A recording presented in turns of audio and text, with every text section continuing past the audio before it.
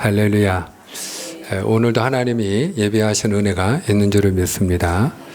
오늘 말씀 우리가 1절을 같이 한번 읽겠습니다. 1절입니다. 시작. 다윗이 노베 가서 제사장 아히멜렉에게 이르니 아히멜렉이 떨며 다윗을 영접하여 그에게 이르되 어찌하여 내가 홀로 있고 함께하는 자가 아무도 없느냐 하니 아멘. 지금 다윗이 노브로 갔다 이렇게 돼 있죠. 이 노브는 그 하나님의 성소가 있는 곳입니다. 그래서 노베 가서 하나님의 성소에 그가 찾아갔을 때 누구를 만나겠어요? 하나님의 장막에 갔으니까 제사장을 만나겠죠. 여기 아히멜렉이 등장하는데 아히멜렉은 대제사장입니다. 당시 대제사장이 아히멜렉인데 그 아히멜렉을 만나게 돼요. 그런데 아히멜렉이 다윗을 만날 때 오늘 본문에 보면 그가 떨며 이르되 이렇게 되어 있거든요. 근데 여기서 떨었다는 말은 물론 뭐 두려워했다 이런 뜻도 있지만 또 하나의 뜻이 있어요. 그게 놀라다 하는 뜻입니다. 놀라다. 이 떨며라고 하는 이 동사 자체가 하라드라고 하는 그 단어인데요. 이 하라드가 떨다, 두려워하다, 놀라다 라고 하는 뜻을 가지고 있어요. 그래서 지금 대제사장 아히멜렉이 다윗을 보고 깜짝 놀란 겁니다. 그가 놀랄 수밖에 없죠. 왜냐하면 갑자기 찾아왔기 때문이죠. 아무 연락도 없이. 당시에 다윗은 이스라엘의 영웅이에요. 그리고 그는 호위대장입니다. 더 나아가서 왕의 사이예요. 그런데 아무 기별도 없었거든요. 아무 연락도 없이 어느 날 갑자기 그가 찾아온 것이에요. 그런데 찾아왔는데 혼자 왔어요.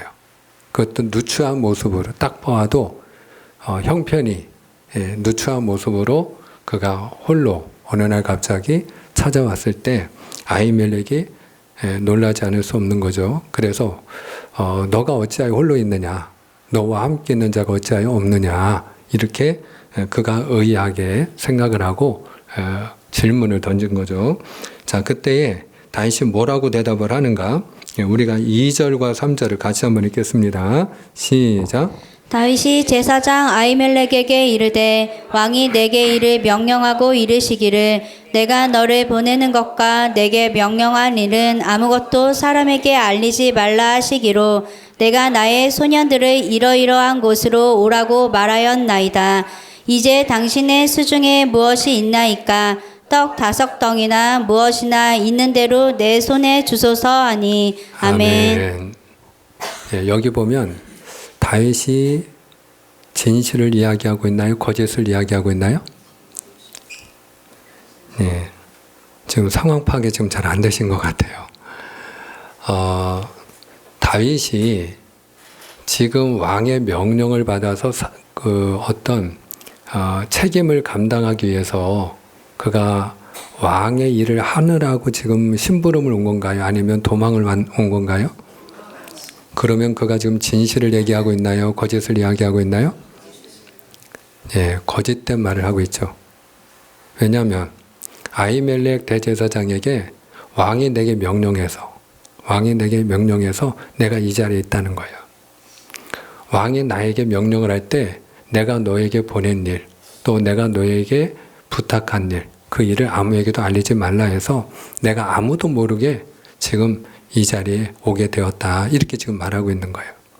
그런데 그는 사실 지금 도망자 신세이거든요. 그러니까 다윗은 믿음의 사람이죠. 그런데 믿음의 사람인 다윗이 거짓말을 하고 있는 거예요. 또 그가 또 다른 거짓말을 합니다. 자, 8절을 미리 보겠습니다. 8절 같이 한번 읽겠습니다. 시작. 다윗이 아히멜렉에게 이르되 여기 당신의 수중에 창이나 칼이 없나이까? 왕의 일이 급함으로 내가 내 칼과 무기를 가지지 못하였나이다 하니 아멘.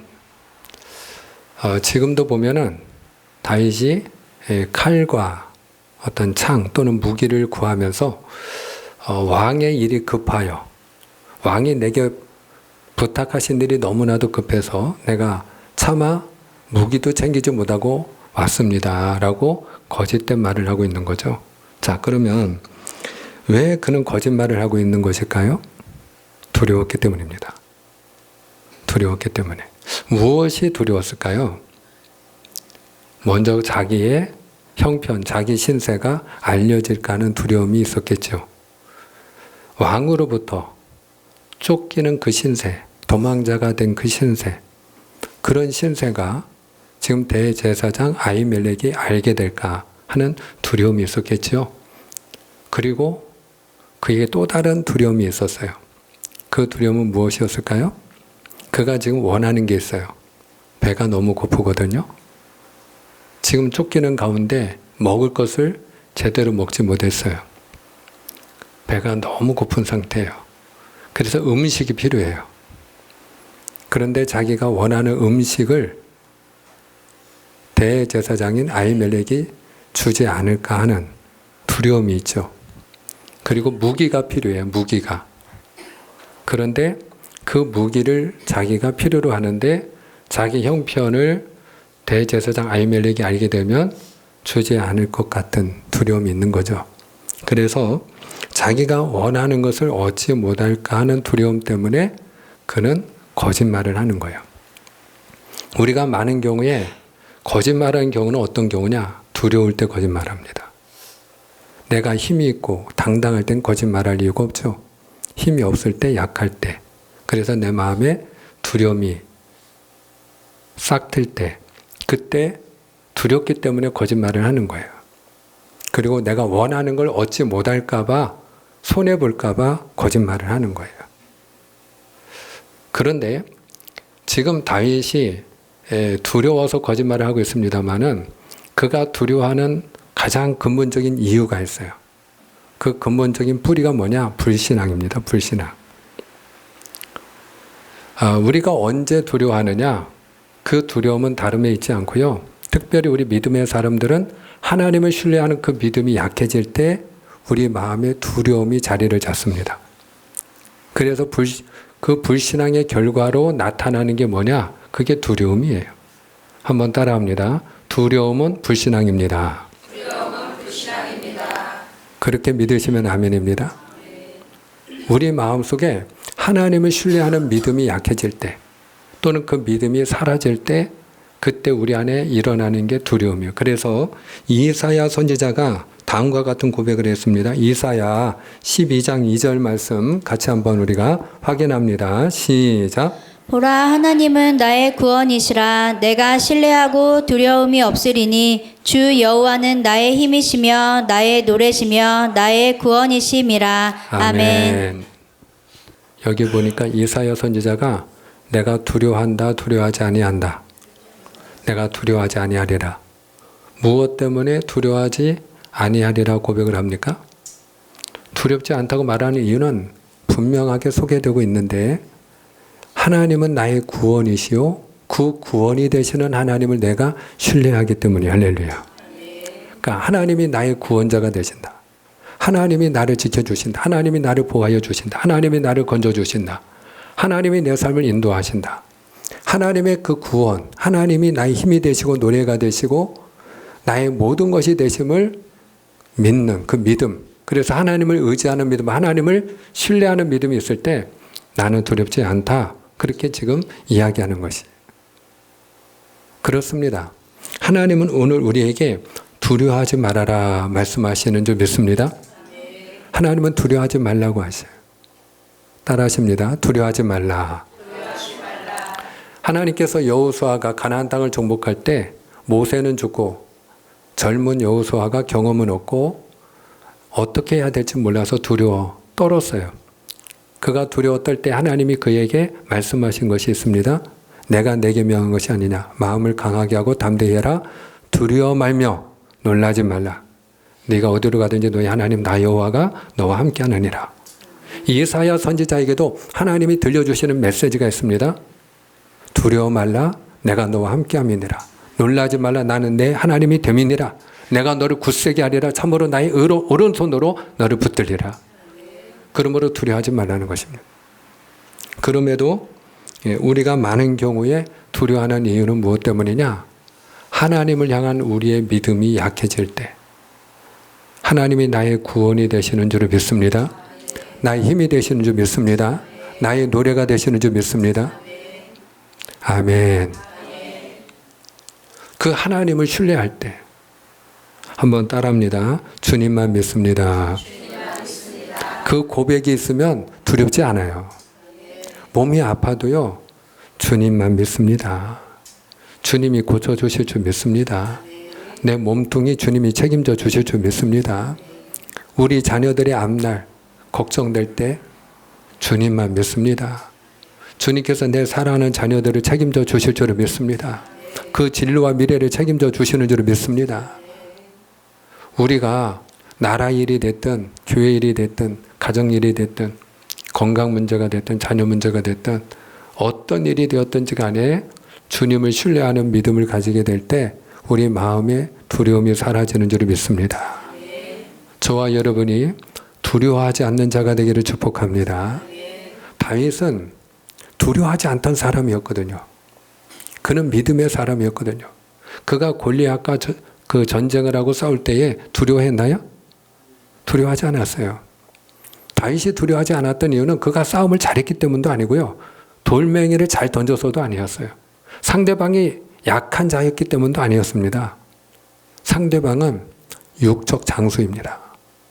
그런데 다윗은 두렵지 않았어요. 왜냐? 네가 가지고 나오는 것은 칼과 단창이지만 나는 내가 모욕하는 이스라엘 군대 하나님 곧 만군의 주 여호와 하나님의 이름으로 내게 나아가노라. 누구를 믿는 믿음이 다윗에게 있어서요? 만군의 주 여호와 하나님. 하나님은 만군의 주, 왕 중의 왕. 모든 것을 능치 못함이 없이 행하시는 하나님.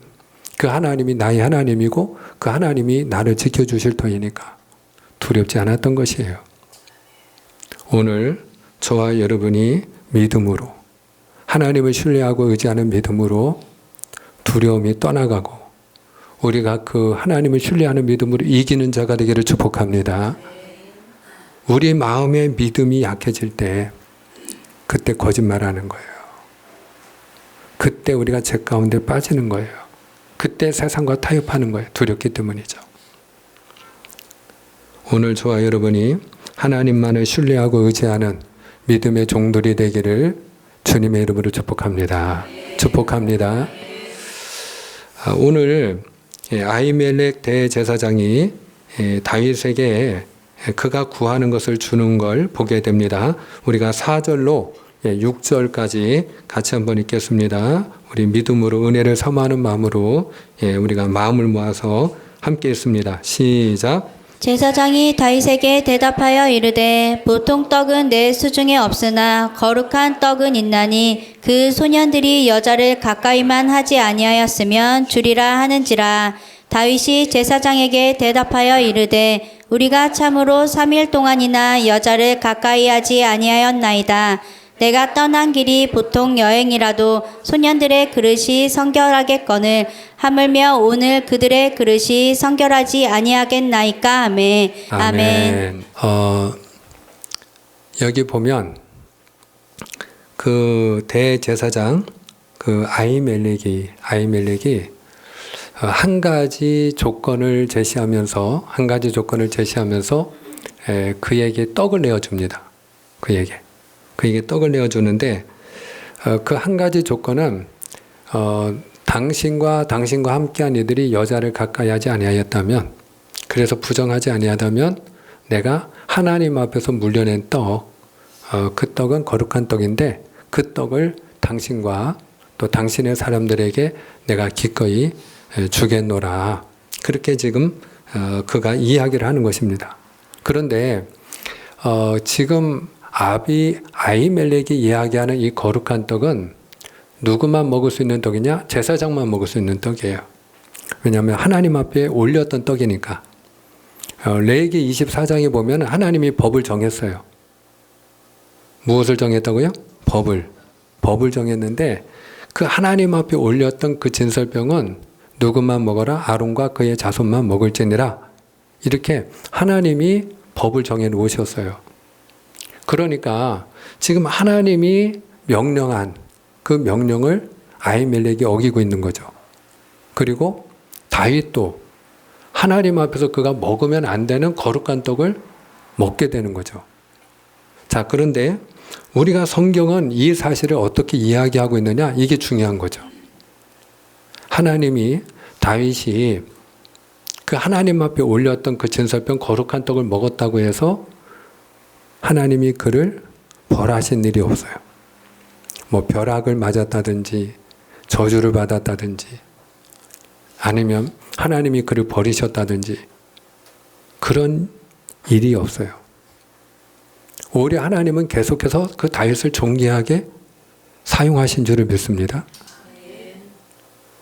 예수님께서 이 이야기를 들려주고 계시는 그 본문이 있어요. 마태, 마가, 누가복음에 다 나오는데 예수님이 하루는 그 제자들이 안식일입니다. 안식일에 밀밭 사이로 지나가다가 배가 고프니까 밀 이삭을 잘라 먹은 거예요. 근데 그걸 누가 봤느냐? 바리새인들이 봤어요. 그러니까 바리새인들이 시비를 하는 겁니다. 비난을 하는 거예요. 정죄하고 판단하는 것입니다. 당신의 제자들이 어찌하여 안식일에 하지 못할 일을 하는 것이냐. 그러면서 비난을 합니다. 그들이 비난하는 이유는 남의 밭에 있는 밀 이삭을 잘라 먹었기 때문에 비난하는 게 아닙니다. 그것은 죄가 되지 않아요. 남의 것인데요? 예, 죄가 되지 않아요. 성경에 보면요, 하나님께서 레위기에 보면요, 너희가 밭농사를 지었을 때 땅 내 구퉁이에 곡식은 남겨둬라. 그래서 가난한 사람들, 배고픈 사람들이 그것을 먹게 하라. 그렇게 명하셨어요. 과실나무의 과일 다 따지 말라는 거예요. 다 따는 게 죄예요. 오히려 남김없이 다 털어서 따는 게 그게 하나님 앞에 악한 거예요. 오히려 남겨놓으라는 거예요. 그래서 너의 밭을 지나갈 때, 포도원을 지나갈 때 목마른 사람이 그걸 따 먹게 하라는 거예요. 그래서 배가 고플 때 그 밭을 지나가다 밀리삭을 잘라 먹었다? 그거는 죄가 되지 않아요. 그건 하나님이 허용하시는 일이고 하나님이 그렇게 하라고 하셨어요. 그러면 무엇을 가지고 그들이 비난하는 거냐? 안식일에 하지 못할 일을 했다. 이렇게 얘기를 하는 거예요. 안식일이기 때문에. 그러면 안식일에 도대체 제자들이 무슨 죄를 지었다는 거냐? 그들이 이야기하는 것은 밀 이삭을 잘라 먹었다는 것은 추수하는 행위였거든. 추수하는 행위. 노동이었다 이 말이에요. 노동. 추수하는 건 노동이잖아요. 그러니까 밀 이삭을 잘라 먹는 일은 안식일에 노동을 한 것이니까, 그러니까 안식일에 하지 못할 일을 하였노라. 그러면서 비난을 한 겁니다. 그날이 다른 날이면 문제가 돼야 안 돼. 문제가 안 돼. 예, 다른 6일 동안 만약에 지나가다가 배가 고파 먹었으면 문제가 안 되는데 왜 안식일에 일을 했냐 이거죠. 그래서 비난한 거예요. 그때 예수님이 들려주신 이야기가 다윗의 이야기예요. 너희가 다윗이 하나님의 성전에 들어가서 한 일을 잊지 아니하였느냐. 다윗과 그와 함께한 자들이 배가 고플 때에 하나님의 전에 그 거룩한 떡을 먹지 아니하였느냐. 그러면서 주님이 그 다음에 들려주시는 메시지가 중요합니다. 자, 마가복음 2장 27절과 28절 너무너무 중요합니다. 함께 읽습니다. 시작. 또 이르시되 안식일이 사람을 위하여 있는 것이요 사람이 안식일을 위하여 있는 것이 아니니 이러므로 인자는 안식일에도 주인이니라. 아멘. 오늘 주님의 말씀이에요. 주님께서 말씀하여 주시기를 안식일이 사람을 위하여 있는 것이지 사람이 안식일을 위하여 있는 거 아니다 말씀하는 거예요. 여기서 안식일이 사람을 위하여 있다 이 말은 안식일을 지키라고 하는 이 법, 우리가 분명히 10가지 계명 가운데 4번째 계명에도 나와 있죠. 안식일을 기억하여 그렇게 지킬지어다. 하나님의 법이죠. 그런데 이 안식일을 지키라는 법이 누구를 위하여 있는 거라는 거예요. 사람을 위해서, 우리를 위해서. 우리가 그 안식일 때문에 있는 게 아니고, 이 이야기는 하나님이 안식일을 지키라고 하는 법, 그 법은 우리를 위해서 주신 것이지 그 법을 지키라고 우리를 하나님이 지어놓은 게 아니란 얘기예요. 한마디로 말하면 법이 중요하지만 법보다 사람이 먼저라는 거예요. 할렐루야. 따라합니다. 법보다 사람이 먼저입니다. 오늘 오후에 제가 함께 은혜 나눌 그 본문이기도 한데요. 누가복음 13장에 보면은 안식일입니다. 그날도 안식일이었어요. 예수님이 회당에서 가르치시는데 그 회당 가운데 18년 동안 귀신 들려가지고 질병 가운데 고통을 당한 한 여인이 있었던 거예요. 이 귀신이 우리를 여러 가지로 괴롭히는데 우리가 흔히 우리에게 병을 가져다 주는 것도 이게 병마라고 합니다. 마귀가 가져다 준다 이 말이에요. 그래서 주님께서 그 여인을 향하여 병은 내 몸에서 떠날지어다. 그리고 명령하실 때 병이 떠나가고 귀신이 떠나가고 여인이 치유가 됩니다. 할렐루야. 자, 근데 그때에 회당장이 분노를 해요. 회당장이 그걸 보고 회당장이 어찌하여 안식일에 하지 못할 일을 하였느냐. 그러면서 고치는 것은 노동이다 이거예요. 노동. 다른 6일 동안 엿새가 있는데 다른 엿새 동안에 고칠 수 있는데 어찌하여 안식일에 이 여인을 고쳤느냐. 그리고 비난을 하는 겁니다. 그때 주님께서 들려주신 말씀이 뭐냐. 외식하는 자들아. 너희는 겉과 속이 다르다는 거예요. 외식하는 자들아. 너희가 너희 집에 소나 나귀가 있을 때 소나 나귀가 목이 마르면 그 묶여 있는 거, 매여 있는 걸 풀어가지고 끌어다가 물가에서 물을 먹이지 아니하냐. 언제도 안식일에도 안식일에도 짐승이라 할지라도 그 묶여 있는 놈 풀어다가 너희가 먹이지 않냐. 하물며 지난 18년 동안 사탄의 매음을 받아 고통당하던 이 여인이 안식일에 노임을 받음이 마땅하지 아니하냐. 주님이 말씀하신 줄을 믿습니다. 그러니까 오늘 주님께서 우리에게 들려주시는 메시지는 무엇입니까? 우리가 법이 있지만 그 법보다 우선하는 게 뭐예요? 사람이라는 거예요. 사람. 실제로 예수님에게 바리새인들이 현장에서 가늠하던 여인을 데려왔잖아요. 그리고 모세 율법에 의하면 무엇에 의하면? 율법. 그 법에 의하면 이와 같은 자는 돌로 쳐서 죽이라 하였는데 우리가 어떻게 하면 좋겠습니까? 그리고 예수님을 시험했죠. 그때 주님께서 뭐라고 말씀하셨어요? 너희 가운데 죄 없는 자가 먼저 돌로 치라. 그때에 그 많은 사람들이 마음에 찔림을 받죠. 양심에 찔림을 받아요. 그래서 손에 들고 있던 돌멩이를 하나씩 내려놓고 그들이 다 집으로 돌아갑니다. 그때 주님께서 그 여인에게 들려주신 말씀이 무엇입니까? 나도 너를 정죄하지 아니하노니 다시는 죄를 짓지 말지니라. 죄를 지어도 된다는 얘기가 아니에요. 주님께서 그 여인을 용서하신 것은 그럴 수도 있기 때문에 그런 게 아니래요. 그러면 안 되는 거예요. 간음하면 안 되는 거예요. 삶이 문란하면 안 되는 거예요. 도덕적이지 않으면 안 되는 거예요. 깨끗해야 되는 거예요.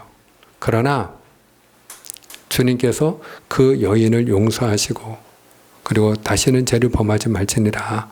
이와 같이 말씀하신 것은 법이 중요하지만 법보다 누가 먼저다?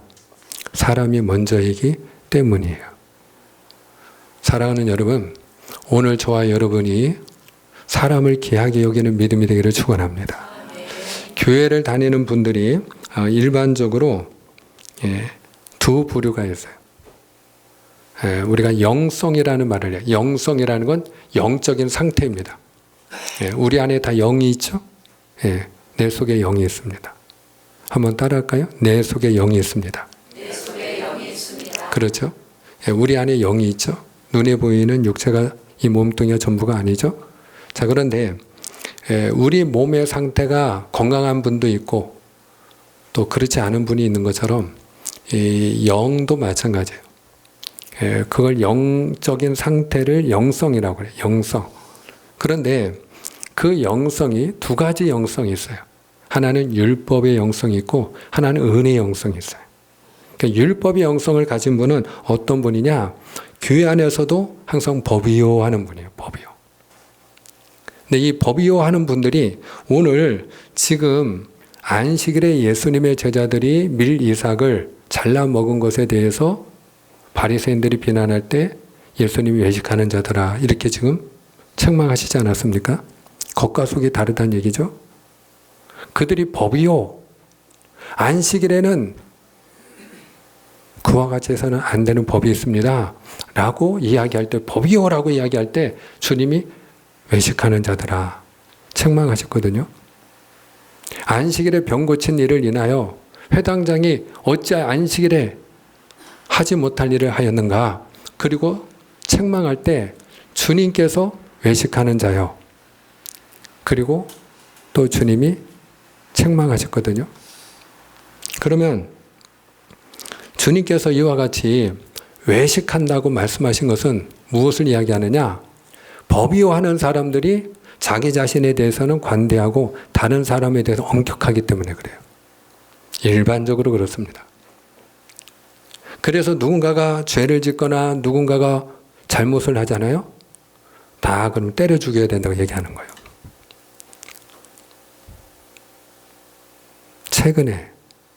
최근에 우리가 몇 달 동안 조국이라는 사람 때문에 몸살을 앓았어요.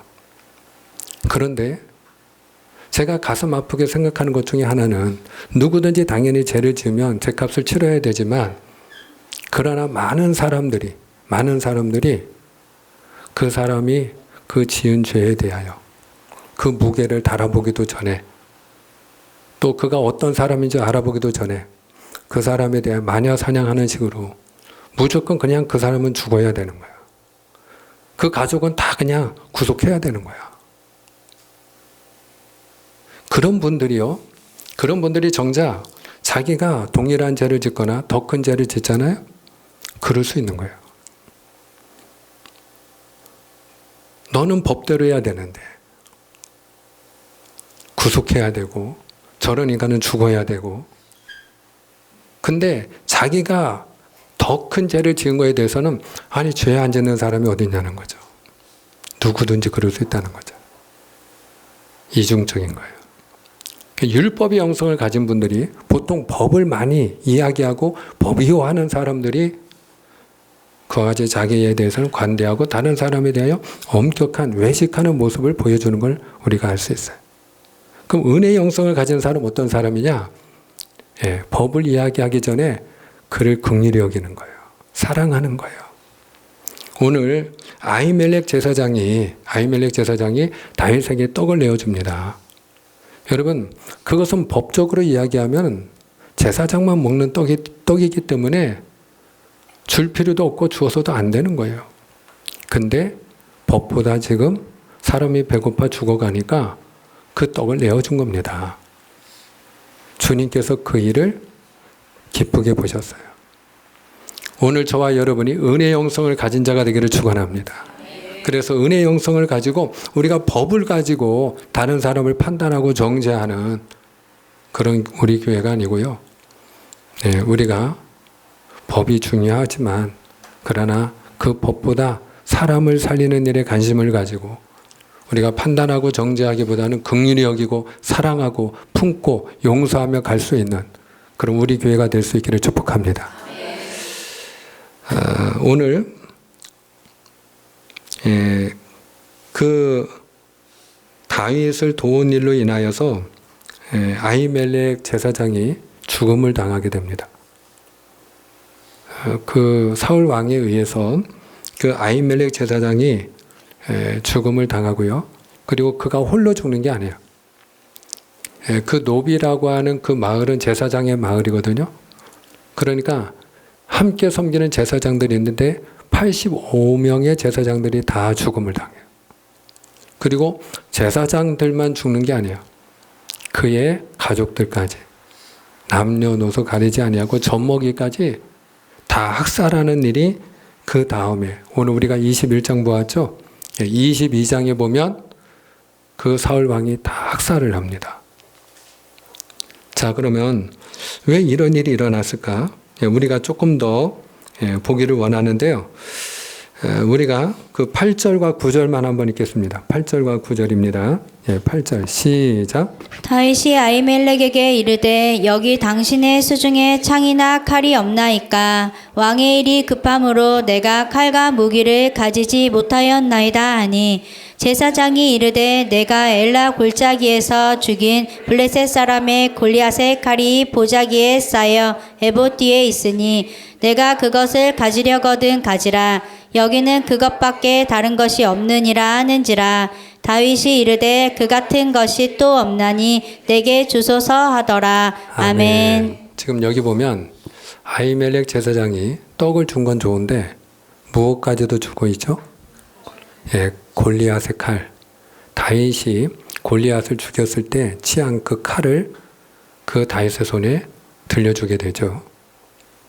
자, 그런데 우리가 생각할 때 많은 경우에 사람들이 오해하는 게 한 가지 있어요. 그게 무엇인가 하면은 이 아히멜렉 제사장이 다윗에게 좋은 일을 하였기 때문에 결과적으로 그가 희생을 당하고 그리고 죄 없는 그의 동료 제사장들과 또 온 마을 그의 가족들이 죽음을 당한 걸로 그렇게 생각하는 분들이 계셔요. 그런데 저는 조금 해석을 달리합니다.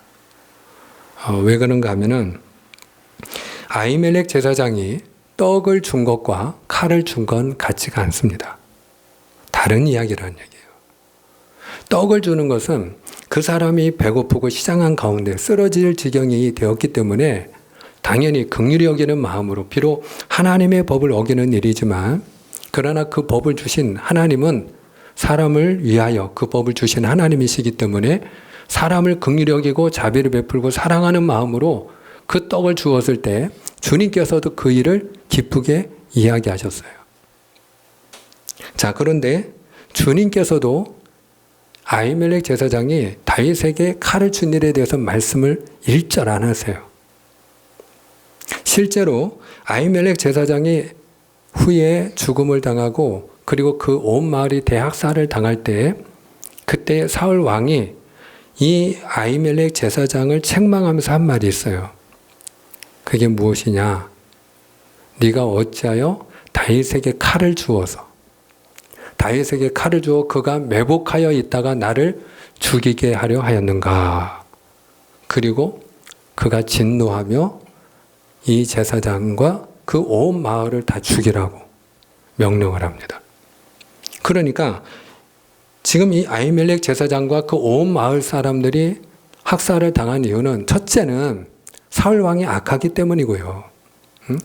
그가 악한 자였기 때문에 이런 불행한 일이 일어난 것이고 두 번째는 다윗이 믿음이 연약한 상태에 있었기 때문에 그가 거짓말을 해서 제사장을 속인 결과로 그와 같은 참혹한 비극이 일어난 것이고 그리고 세 번째로 우리가 또 한 가지 생각해야 될 게 있어요. 그게 뭐냐? 아히멜렉 제사장이 분별력이 없었다 하는 거예요. 분별력이 없었다. 성경은 우리에게 분별하라 말씀하십니다. 분별하라. 우리가 하나님의 말씀 먼저 잠깐 확인하겠습니다. 요한일서 4장 1절입니다. 요한일서 4장 1절 함께 읽습니다. 시작. 사랑하는 자들아 영을 다 믿지 말고 오직 영들이 하나님께 속하였나 분별하라. 아멘. 분별하라는 거죠. 영이 하나님께 속했는지. 이 이야기는 무슨 이야기냐면 모든 영을 다 믿지 말라는 얘기는 그 사람이 지금 진리의 영에 사로잡힌 사람인지 거짓된 영에 사로잡힌 사람인지 분별해야 된다는 거예요. 비록 그가 다윗이라 할지라도 그가 교회 다니는 사람이라 할지라도 그가 교회 권사님이라 할지라도 강단에서 말씀을 전하는 목사님이라 할지라도 지금 나하고 이야기하는 지금 이 시간에 진리를 이야기하는지 진실을 말하는 건지 거짓을 말하는 건지 분별할 수 있어야 된다는 거예요. 분별하라는 거예요. 이 분별력을 우리가 다른 말로 지혜라고 합니다. 지혜. 지금 이 사람이 하는 말이 진실한지 거짓된 것인지 그걸 분별하는 능력. 지금 내가 무엇을 어떻게 해야 될지 하나님의 뜻이 어디에 있는지 분별하는 능력. 그것을 우리가 지혜라고 합니다. 그런데 이 지혜를 가진 자가 누구와 같다고 말씀하느냐? 잠언 3장 18절 한 번 더 확인합시다. 중요한 말씀이에요. 지혜는 그 얻은 자에게 생명나무라. 지혜를 가진 자는 복되도다. 아멘. 여기 보니까 지혜를 가진 자는 생명나무라 이렇게 돼 있죠. 지혜를 얻은 자, 그는 생명나무다. 무슨 얘기예요? 지혜는 생명이라는 거야. 할렐루야. 지혜를 가진 자는 생명의 열매를 맺는다는 얘기예요. 그러니까 우리가 지혜가 있잖아요. 그러면 우리 자신이 살 뿐만 아니라 다른 사람도 살리는 줄을 믿습니다. 우리가 지혜롭지 못해서 망하는 일도 있고요. 죽는 일도 있어요. 그리고 나 혼자 죽는 게 아니고요. 다른 사람도 망하게 하고 다른 사람도 죽게 합니다. 우리가 흔히 착한 바보라는 말을 해요. 착한 바보. 착하기 때문에 그가 당하고 망하는 게 아니에요. 아히멜렉 제사장이 지금 다윗에게 선한 일을 했기 때문에 그가 죽음을 당한 게 아니에요. 만약에 아히멜렉 제사장이 다윗에게 떡을 주었을지언정 그에게 골리앗의 칼을 주지 아니하였다면, 그렇다면 상황은 달라졌겠죠. 상황은 전혀 다른 이야기가 됐을 것이에요. 왜? 다윗이 칼과 무기를 구했지만 내가 주지 않았기 때문에. 그 사실을 사울이 알았을 때 죽이기까지 하겠습니까? 책망으로 끝났을 거예요. 그래도 먹을 것을 어찌하여 주었느냐? 그리고 싫은 소리 했겠죠. 그러나 나를 매복하였다가 죽이게 하려 하였도다. 그리고 그를 죽이라고 하지는 않았을 거예요. 무슨 이야기냐? 지혜롭지 않았다는 거예요. 지혜롭지 않았다. 사랑하는 여러분, 떡은요, 제사장이 자기가 물려낸 떡을 자기가 먹을 수 있는 떡이기 때문에 내가 먹을 떡을 다윗에게 줄 수 있어요. 근데 칼은 달라요. 골리앗의 칼은 그건 전리품이죠. 그 전리품을 그 성소에 있다는 얘기는 하나님의 성소에 바쳤다는 얘기예요. 그러니까 교회에 바쳤으면 그거는 교회 재산이고요. 나라에 바쳤으면 그건 국가 재산이에요. 그런데 제사장이라고 해서 교회 재산을 그렇게 마음대로 처분하면 안 되는 거예요. 그거는 사유물이 아니기 때문에. 골리앗의 칼은 제사장의 사유물이 아니잖아요. 이런 경우 우리가 직권남용이라고 하지 않습니까? 그러니까 그 칼이라고 하는 것은 줄 수 있는 성격도 아니지만 또 주어서도 아니 되는 물건이었어요. 그런데 아히멜렉 제사장이 다윗이 달라니까 아무 생각 없이 준 거예요. 제사장이 떡은 줄 수 있어요. 그러나 칼은 주면 아니 되는 것이었어요. 그건 어리석은 일이었어요. 미련한 일이었어요. 지혜로운 일은 아니었던 것이죠.